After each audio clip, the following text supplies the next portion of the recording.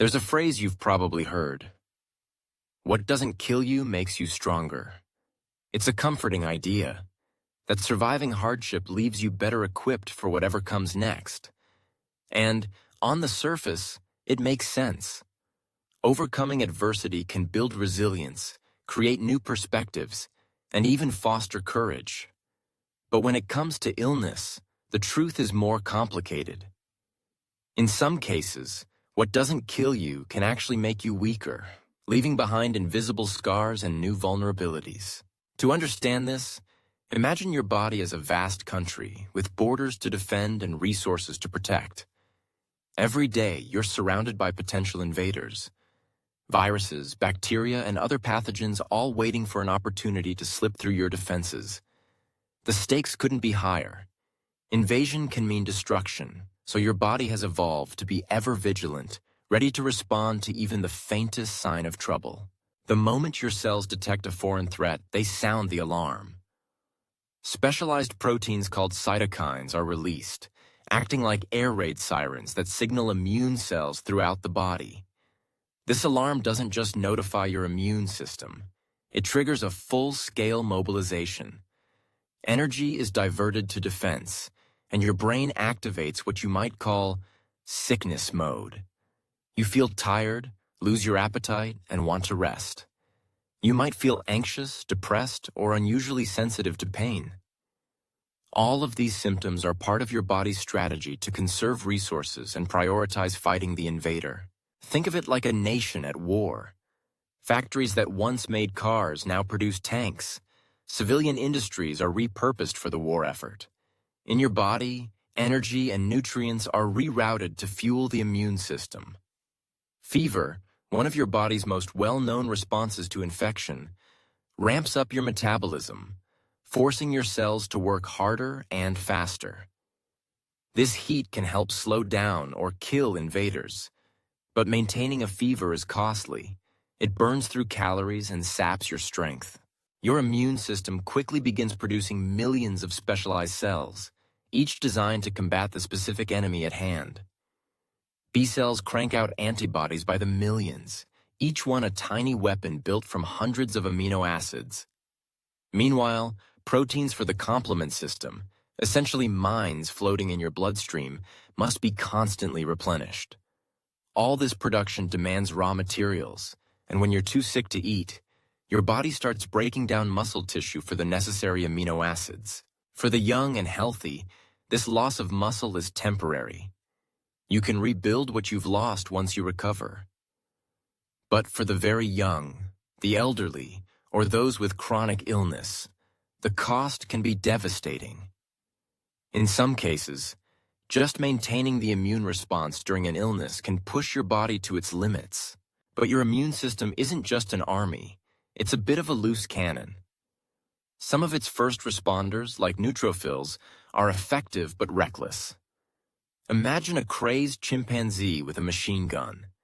When neutrophils attack, they unleash toxic chemicals designed to destroy invaders.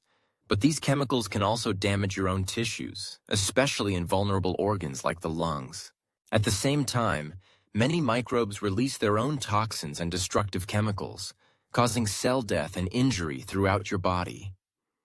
The aftermath of a serious infection is a landscape marred by tiny wounds, microscopic holes in your organs and tissues. Your body rushes to repair the damage, patching up the injuries with collagen, a kind of biological cement. This process is efficient, but the resulting scars are never quite as good as the original tissue. Scar tissue lacks the functionality of healthy cells. A scar on your heart might weaken its beat. A scar in your lungs may reduce your capacity to absorb oxygen. A scar in your liver makes it less effective at filtering toxins. With each serious illness you survive, your organs may lose a small piece of their function. The damage is often too minor to notice, but over a lifetime it can add up. In this way, surviving isn't always synonymous with getting stronger. Sometimes, it simply means you've made it through. At a cost. But there's good news too. The immune system is incredibly adaptable, with a remarkable capacity to learn from experience. Each person's immune system is different, shaped by genetics and past encounters with pathogens. This diversity is nature's way of ensuring our species survives even the deadliest outbreaks. Some people are naturally better at fighting off certain diseases, while others are more vulnerable. You can't know in advance how your body will respond to a particular infection. It's a gamble every time you're exposed. Surviving an illness usually leaves your immune system better prepared for that specific threat. Memory cells, created during the first battle, linger in your body, ready to launch a fast and effective defense should the same invader return. This is the principle behind immunity, and it's why you usually don't get sick from the same disease twice. Or, if you do, your symptoms are milder. But what if you could prepare your immune system for battle without risking the damage of a real infection? That's where vaccines come in.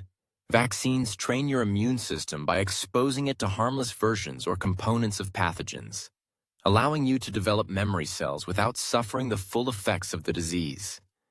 Side effects from vaccines are generally mild, maybe a sore arm, a headache, or a day of fatigue, but they pale in comparison to the risks of the actual illness. Think of it as training in a dojo. With a vaccine, you spar with foam swords under careful supervision. There might be a few bruises, but you emerge stronger and unscathed. Facing a real infection is like battling with real blades. Sometimes you win, but often you're left with wounds and scars, and some never make it out at all. Vaccination isn't perfect. Sometimes pathogens mutate too quickly, as with the flu or certain COVID-19 variants. Sometimes individual immune systems respond less robustly than expected. Even so, vaccines remain one of our best tools for building collective resilience and protecting the vulnerable. Ultimately, illness is just one of the many challenges humanity faces. By working together through science, innovation, and compassion, we can overcome not just disease, but other existential threats like climate change. Just as vaccines protect us from invisible enemies, collective action can safeguard our planet and our future. As we continue to learn more about our bodies and the world around us, remember, true strength lies not in never being hurt, but in how we prepare, recover, and care for one another. Through understanding, cooperation, and a willingness to adapt, we can build a healthier, more resilient world for generations to come. Did you find our videos helpful? Please like and subscribe to our channel so we can be motivated to answer the questions that people are still wondering about.